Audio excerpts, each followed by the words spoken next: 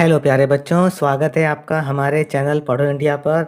बच्चों, आज हम करेंगे दिल्ली नगर निगम के स्कूलों में हिंदी की जो प्रैक्टिस वर्कशीट आई है टू नंबर 2 वाली, उसको करेंगे। ये प्रैक्टिस वर्कशीट आपकी हिंदी के फाइनल एग्ज़ाम के लिए दी गई है। चलिए शुरू करते हैं इस वर्कशीट को हल करना। प्रश्न नंबर 1 देखिए, नीचे दिए गए चित्र को देखकर उसका वर्णन अपने शब्दों में कीजिए।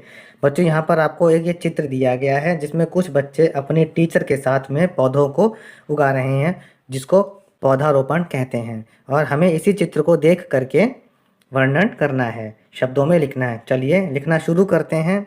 यह चित्र उद्यान का है। उद्यान का मतलब होता है बगीचा। कुछ विद्यार्थी अपनी अध्यापिका के साथ पौधारोपण कर रहे हैं।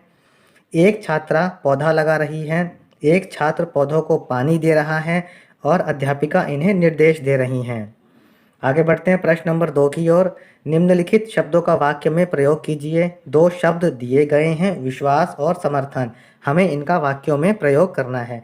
विश्वास का मतलब होता है यकीन, हमें स्वयं पर विश्वास होना चाहिए।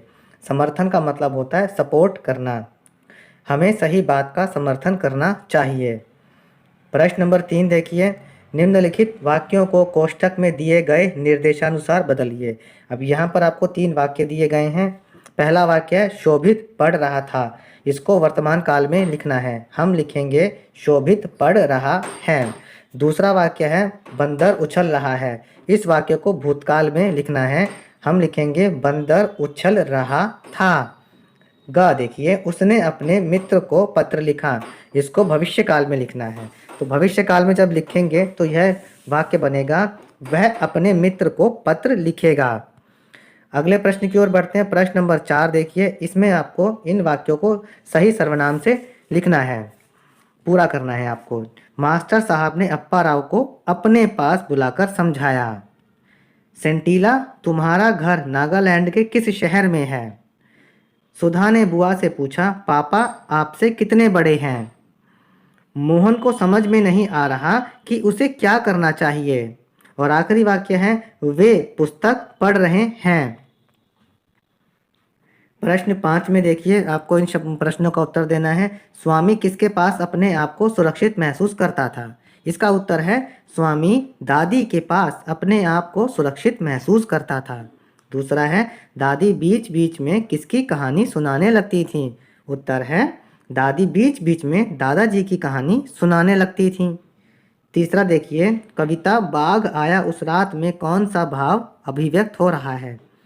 इस कविता में कल्पना और भय का भाव अभिव्यक्त हो रहा है, क्योंकि इसमें बच्चा जो बता रहा था वह बाघ के डर के बारे में बता रहा था कि बाघ अगर आ जाएगा तो वह हमारा नुकसान कर सकता है, हमें बच के रहना है। और दूसरा, वह अपनी कल्पना शक्ति का भी प्रयोग कर रहा था। प्रश्न नंबर 4 देखिए, बिशन घायल तीतर को क्यों बचाना चाहता था? बिशन को पशु पक्षियों से प्रेम था। बिशन घायल तीतर को इसलिए बचाना चाहता था क्योंकि उसे शिकारियों द्वारा तीतर को मारना अच्छा नहीं लगता था। 5वां देखिए, जल चक्र किसे कहते हैं? बच्चों, जल समुद्र से वाष्प बनकर उड़ता है। वाष्प का मतलब भाप बनकर उड़ जाता है, फिर आसमान में ऊपर जाकर बादल बनकर वर्षा के रूप में धरती पर गिरता है। फिर यही जल नदियों के द्वारा समुद्र में चला जाता है और फिर समुद्र से भाप बन करके उड़ के बादल बना लेता है। यही जल चक्र है। प्रश्न नंबर 6 देखिए, बाघ आया उस रात पाठ में घटना का चित्रात्मक वर्णन किया गया है। आप सभी विद्यार्थी अमृत उद्यान अथवा कहीं और भ्रमण के लिए गए होंगे। वहाँ जो आपने देखा उसका चित्रात्मक वर्णन कीजिए। बच्चों, हम भी अमृत उद्यान भ्रमण के लिए गए थे, तो हम उसी के बारे में लिखेंगे। हम अपने विद्यालय की तरफ से अमृत उद्यान घूमने गए थे। उस उद्यान में हमने बहुत प्रकार के फूल देखे। हमने वहाँ संगीतमय फव्वारा भी देखा। संगीतमय फव्वारा यानी म्यूजिकल फाउंटेन। वहाँ पर बहुत हरियाली है। हमने बोनसाई पेड़ भी देखे।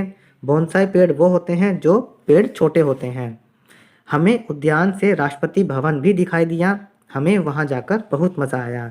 बच्चों, यहाँ पर हमारे फाइनल पेपर की ये प्रैक्टिस पेपर ख़त्म होता है। अन्य सब्जेक्ट के प्रैक्टिस पेपर को करने के लिए आप हमारे चैनल पढ़ो इंडिया को सब्सक्राइब ज़रूर करें।